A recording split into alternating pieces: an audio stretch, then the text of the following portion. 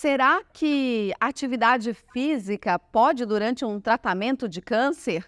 Essa é uma pergunta que eu não vou responder, é claro, eu preciso de um especialista. E como você sabe, eu sempre estou acompanhada por alguém que entende muito do assunto. Essa iniciativa da campanha de combate ao câncer é da Perseverança Terceira. Nos meses de outubro e novembro, quando a gente fala tanto do câncer de mama e também do câncer de próstata, a gente está trazendo aqui alguns especialistas para falar sobre esse assunto. E dessa vez é mais interessante ainda porque a gente está contando com a presença do presidente da Perseverança Terceira, Pedro Souza, ele que é um profissional de educação física também, ele vai estar aqui com a gente e, é claro, a gente tem uma especialista, a doutora Bianca Ramalo. Doutora Bianca, ela tem um currículo muito extenso, então eu vou ler que vai ficar muito mais fácil. Ela possui graduação, licenciatura e bacharelado em educação física e é também bacharel em nutrição.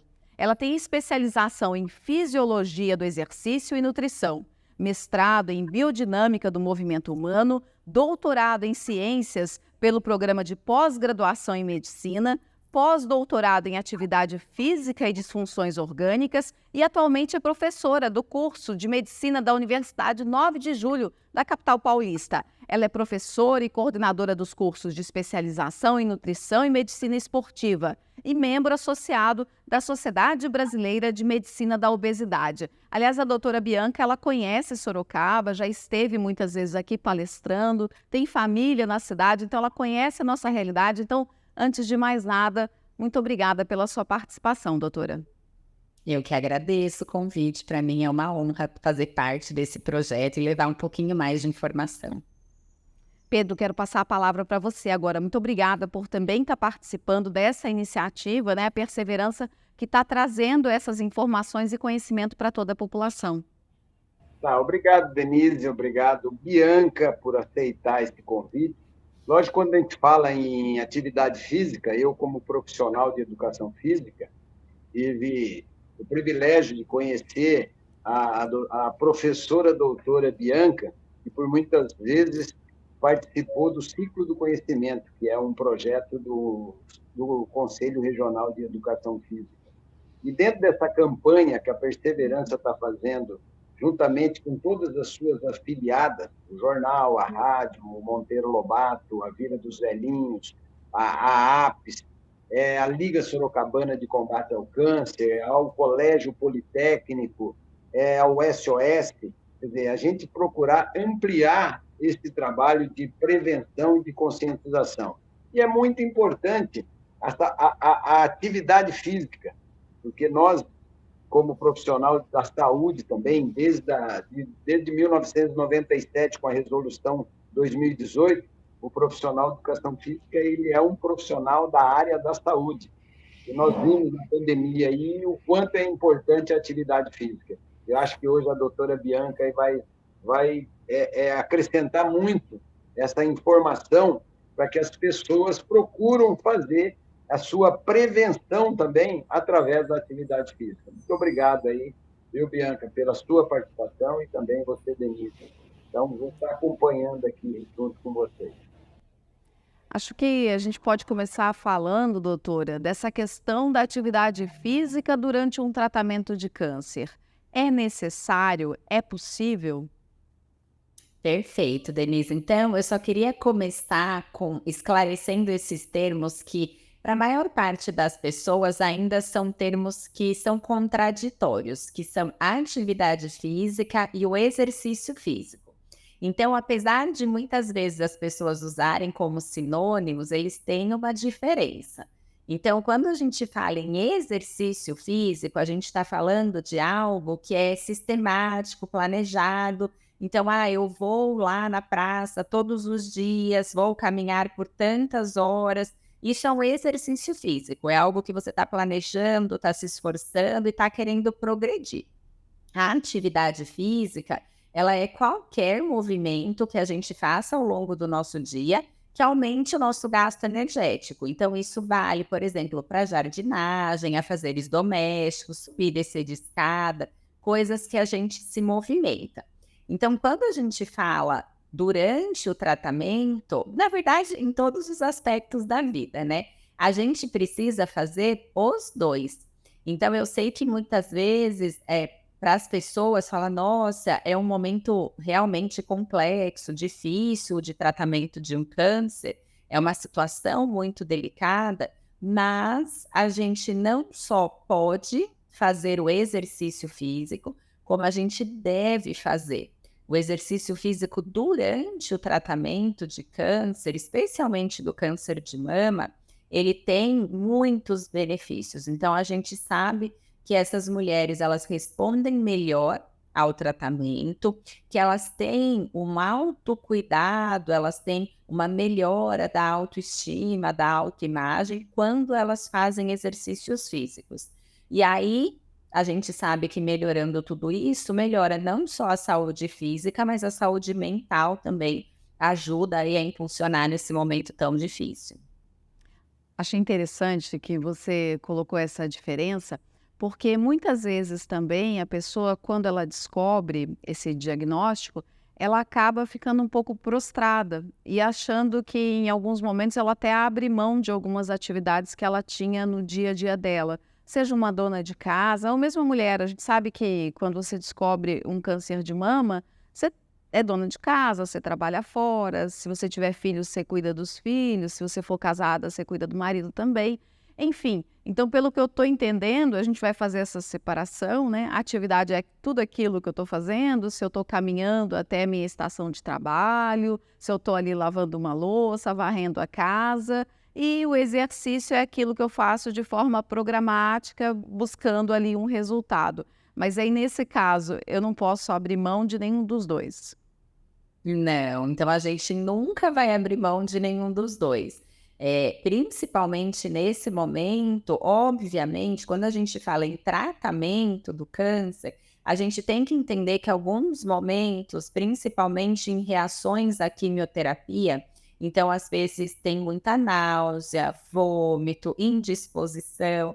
Então isso é normal, a gente sabe que vai acontecer. E nesses momentos é recomendado que descanse, que a gente tenha ali uma situação de recuperação do organismo. Só que isso, por sorte, é temporário e depois, assim que essa mulher ela volta a se sentir um pouco melhor, é de extrema importância manter ambos. Então, continuar se movimentando, tentando levar uma rotina mais próximo do que era antes de ter esse diagnóstico e de começar o tratamento, e realizar o exercício físico planejado para isso. Então, hoje a gente já tem muitos estudos, então o nosso embasamento científico ele é muito grande de como que o exercício deve ser feito, o que a gente precisa ajustar para conseguir essas respostas benéficas, porque é claro que se for feito de qualquer jeito, a gente também tem um risco, a gente está falando de uma doença, de um tratamento mais grave. Mas com uma boa orientação, sempre é possível a gente ter todos os benefícios. Então, de uma forma geral, a gente sempre precisa unir a prática do exercício físico à atividade física, ou seja, se movimentar o máximo possível ao longo do nosso dia. Nesse caso, assim, existe algum exercício que é mais recomendado e outro que deve ser evitado? Por exemplo, a academia, musculação, pilates ou corrida, enfim, o que a pessoa pode optar nesse momento? Então, na verdade, ela pode fazer tudo, né? Essa é a notícia maravilhosa. Então, a gente tem os protocolos de treinamento de força. E aí vale lembrar que o treinamento de força ele pode sim ser feito no ambiente de academia, mas às vezes a mulher ela não está se sentindo confortável, né? Ela está se sentindo insegura, exposta. Às vezes as pessoas olham, principalmente por conta de queda de cabelo. Algumas mulheres lidam muito bem com isso, algumas nem tanto. Mesmo que essa mulher ela não queira frequentar um ambiente de academia, ou seja, ir para musculação, é importante que ela realize o treinamento de força, nem que seja de forma adaptada. Tem como a gente realizar o treinamento de força em casa. Então, a gente tem outras modalidades, como o treinamento funcional, esses treinamentos guiados, o próprio Pilates que você comentou, é uma forma de estimular a força, então ela tem que encontrar um meio que ela se sinta mais confortável, mais acolhida, para que isso realmente tenha ali uma melhora, inclusive na saúde mental. Mas a gente não tem restrição de atividade. O que a gente tem é ajuste dessas atividades. E isso também vai depender muito se essa mulher ela fez um processo cirúrgico, que é um processo cirúrgico um pouco mais extenso, que a gente fala que é com esvaziamento axilar, que é a retirada de linfonodo. Se ela fez uma cirurgia que é um pouco menos agressiva, se ela não precisou da cirurgia porque descobriu no estágio muito precoce. Então, a gente aí tem várias particularidades e cada uma delas vai exigir adaptações, mas ela pode fazer o exercício que ela achar melhor. Inclusive, quando a gente pensa nessa parte da saúde mental e etc., uma das coisas que a gente vê muito no tratamento de câncer são os grupos de dança, onde a gente tem a musicalidade, a gente tem o convívio social e a gente tem o movimento corporal. É interessante você ter falado isso, porque eu fiquei pensando também assim, a mulher se cobra muito, né, essa questão estética, da aparência, e a gente percebe que nesse momento isso acaba sendo ainda mais sensível. Como fazer essa mudança de mentalidade para entender que o exercício físico não é só para estética, mas é remédio também? Eu acho, Denise, que esse é uma das nossas lutas diárias, né? A gente tem aí que passar para a maior parte das pessoas que o exercício ele é efetivamente para uma vida saudável e longa. Então, se você quer viver bem e você quer viver bem por mais tempo, você precisa se exercitar. A gente não tem como ter boa qualidade de vida, ter uma longevidade, sem o exercício físico fazer parte da sua vida. Então, isso precisa entrar na nossa rotina de qualquer forma. O que a gente vê, especialmente nessa parte do tratamento do câncer de mama, é que realmente essa parte da estética, ela pesa muito, inclusive em questões como a própria sexualidade. Então, é algo que a gente discute bastante, porque algumas elas relatam que elas se sentem menos mulher, porque às vezes fez a retirada de uma mama e ainda não conseguiu colocar uma prótese, então ela teve ali o seu corpo danificado, então isso realmente mexe muito, a questão da queda do cabelo para a mulher é algo que pesa muito.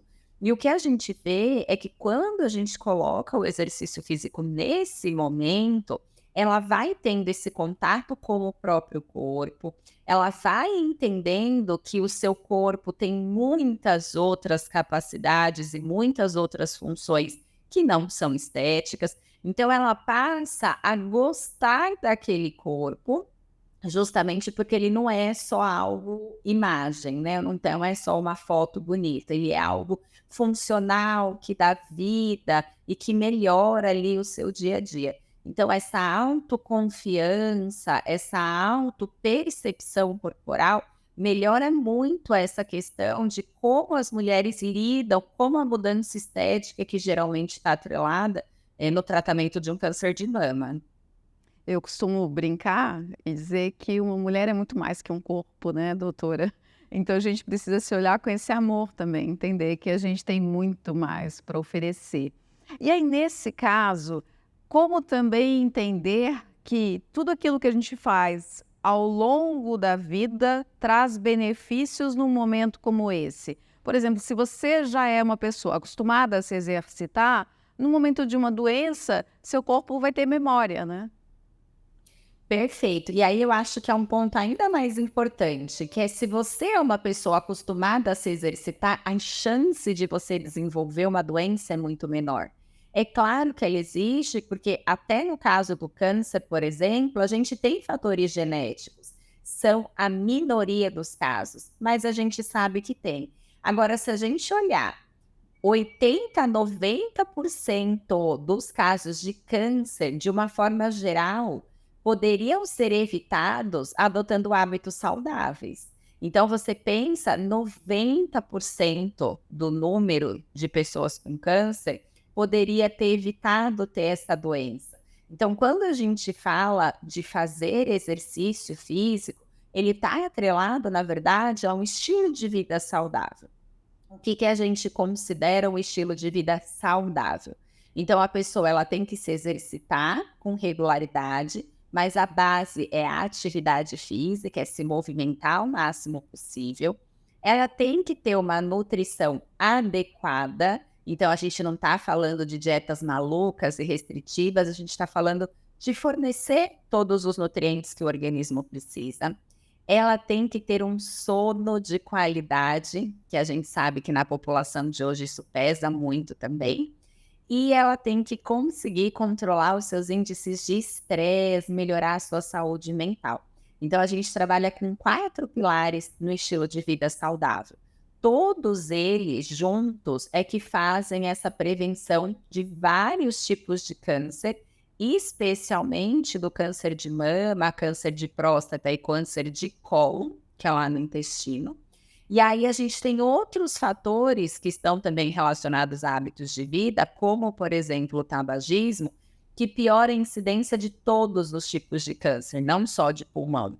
Então, uma mulher, por exemplo, que fuma, ela tem maior risco de ter algum câncer ou de mama ou de endométrio, justamente pelo fato dela ser tabagista. Então, os hábitos de vida todos, eles vão conduzir para uma longevidade saudável. A gente, na verdade, visa prevenir essas doenças, especialmente o câncer.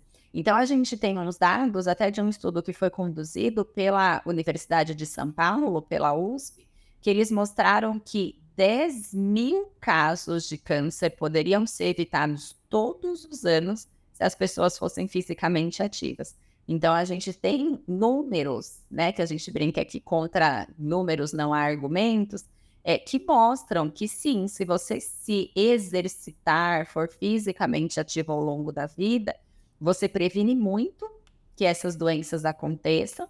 E caso aconteça, porque a gente ainda tem fatores imprevisíveis como a genética, com certeza o seu corpo lida muito melhor com o tratamento. Às vezes também é interessante, porque se você se exercita, você consegue dormir melhor, né? E aí, se você dorme melhor, também você se alimenta melhor. Parece que uma coisa está ligada à outra também, né? Perfeito, é exatamente isso. A gente fala que um hábito saudável, ele vai puxando o outro. E a gente vê isso no dia a dia com os pacientes. Então, a pessoa começou só pelo exercício, porque fazer dieta é muito difícil, começou pelo exercício. Ela mesma vai se policiando e fala, poxa, eu estou fazendo exercício certinho, eu vou comer essa tranqueira, esse chocolate, esse hambúrguer, eu vou dar uma seguradinha. Eu estou fazendo exercício certinho, acho que eu vou beber mais água, vou cuidar um pouquinho mais. Quando a gente se exercita, a gente tende já a dormir melhor. A gente tem várias explicações científicas para isso, mas isso é uma realidade. E a gente também ajuda a saúde mental e o controle dos níveis de estresse pelo simples fato de se exercitar. Então, a gente está falando que esses pilares, esses 4 pilares, eles estão intimamente relacionados. A hora que eu consigo melhorar um, e aí geralmente o que puxa os outros é a prática regular de exercício físico, os outros tendem a ir melhorando também. Me lembrei do corpo são, mente sã, né? Eu me lembro de um especialista uma vez que falou que se você precisasse mudar a sua mentalidade, ficar bem emocionalmente, você poderia começar a trabalhar o seu corpo para você alcançar a sua mente. Tem verdade nisso? Completamente verdade. Você sabe, Denise, que o que a gente conhece hoje como academia, que é o lugar que a gente vai lá para se exercitar e etc., o termo academia, ele vem da Grécia Antiga, da Academia de Letras. Então, eles, para admitir os filósofos nessas academias de letras, eles eram obrigados a fazer longas caminhadas pelos jardins imensos que tinham. Então, você só podia participar da Academia de Letras se você caminhasse, porque eles já iam relacionando que os filósofos que caminhavam mais, eles tinham mais ideias, eles eram mais produtivos, mais imaginativos, e aí isso virou uma regra. E desde então a gente foi herdando e chegou o nome que a gente tem hoje, mas que vem lá da Grécia Antiga, que é de quando surgiu essa questão do corpo são, mente sã.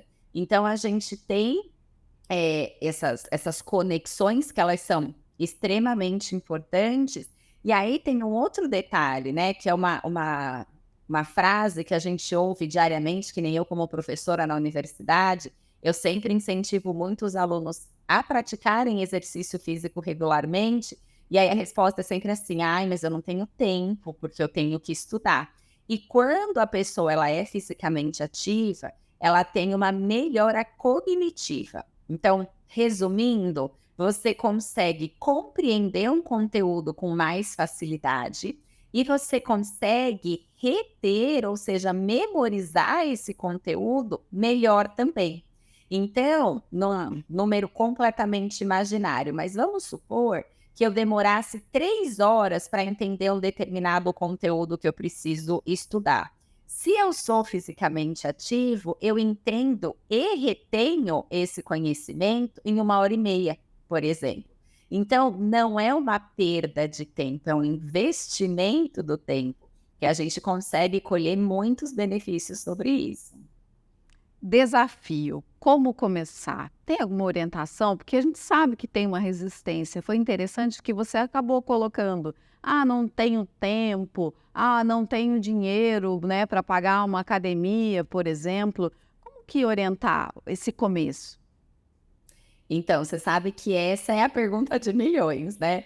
Porque o que que a gente tem, especialmente quando a gente fala de mulher, a mulher ela tem uma sobrecarga social atrelada a ela. Então, e ela mesma se coloca essa carga, viu? É difícil até para a mulher se desvencilhar disso, de tão incrustado que isso está na sociedade. Então, a mulher, ela acaba sendo a responsável pela casa, pelos filhos, se ela trabalha fora, ela tem esse trabalho. Então, ela tem uma somatória ali de funções e que combinam com a falta de tempo. É o que a gente vê que a maior parte das mulheres ou para ou não começa a fazer atividade física e exercício físico pós-maternidade, porque a gente sabe da demanda que é ser mãe.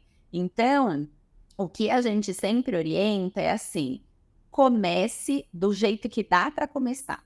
Então, quando a gente fala de orientações específicas, por exemplo, do Colégio Americano de Medicina Esportiva, das instituições internacionais que falam sobre tratamento de câncer, do próprio INCA, que é o Instituto Nacional de Câncer, que é o nosso aqui do Brasil, a gente tem recomendações. Então, precisa ser feito 5 vezes por semana, 50 minutos por dia.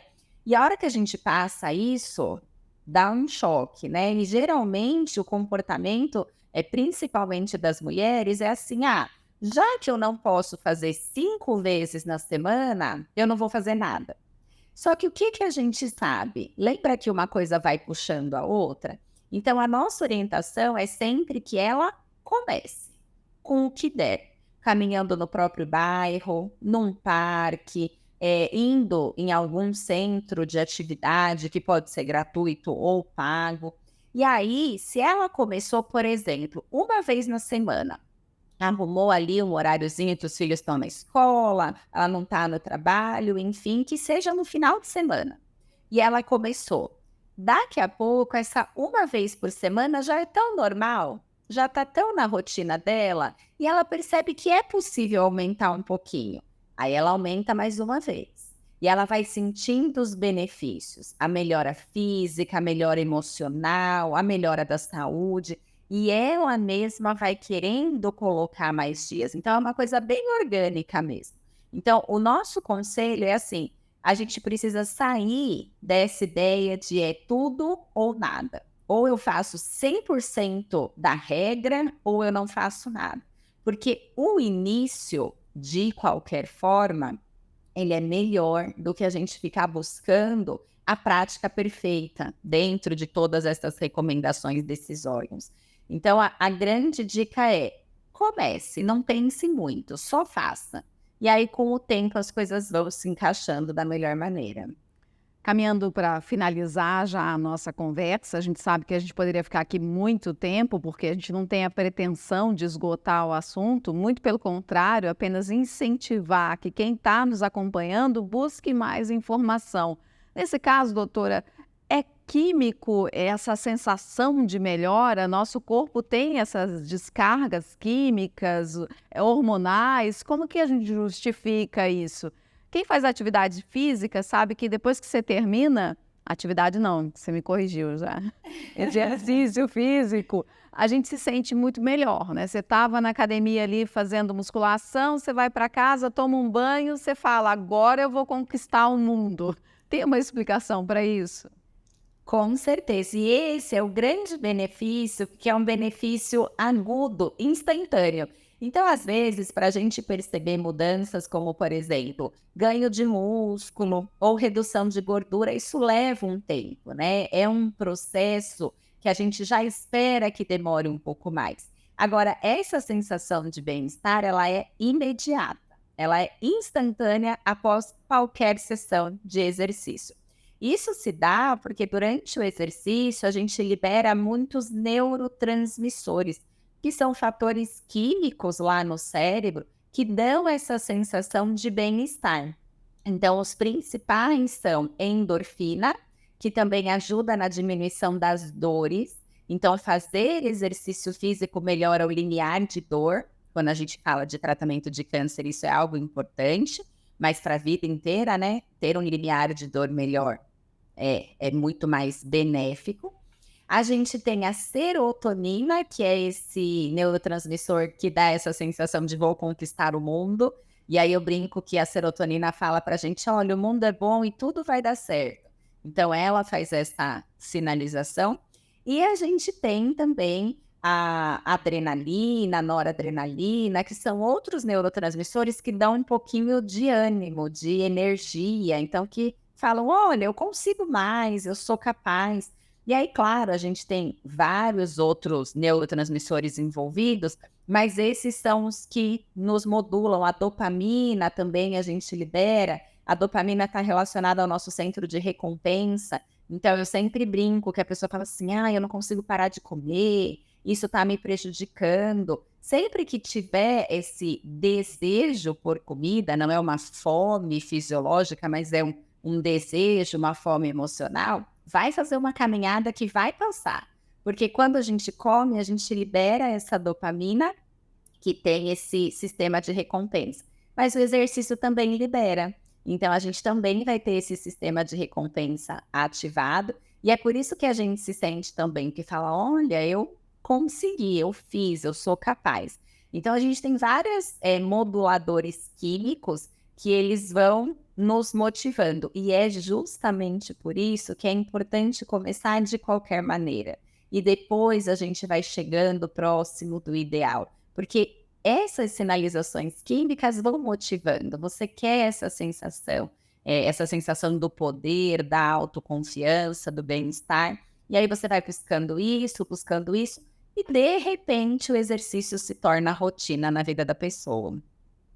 Doutora, quero agradecer a sua participação, o seu tempo. Sei que sua agenda é corrida, deu para perceber pelo currículo, né? Aliás, resumido, na verdade.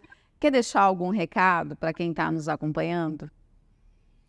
Eu quero agradecer primeiro o convite do Pedro, de vocês, para fazer parte desse momento que para a gente é sempre tão importante disseminar informação.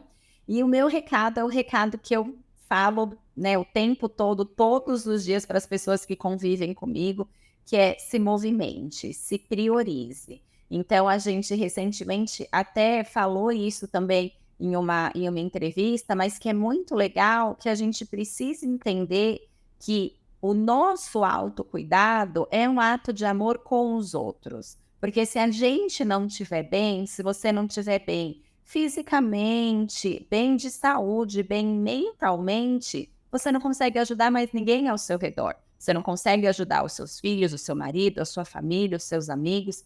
Então, se priorize, se cuide, que você estando bem, você também é uma rede de suporte melhor para os outros. Comece pelo exercício, que aos poucos os outros pilares também vão vindo, e aí a gente consegue instituir um estilo de vida saudável. Isso é muito importante, na verdade, né? Buscar simplificar mais do que complicar, né? Porque a vida por si só já é um bocado complicada. Aliás, não posso deixar de também pedir para o Pedro Souza, ele que é o presidente da Perseverança Terceira, que está aqui com a gente, participando dessa vez. Pedro, quer deixar um recado? É só agradecimento, viu, Denise, Bianca, e eu tenho a certeza, a convicção de que essas informações, o conhecimento que a Bianca tem dentro dessa pauta, ela seria muito interessante e informativa para a população.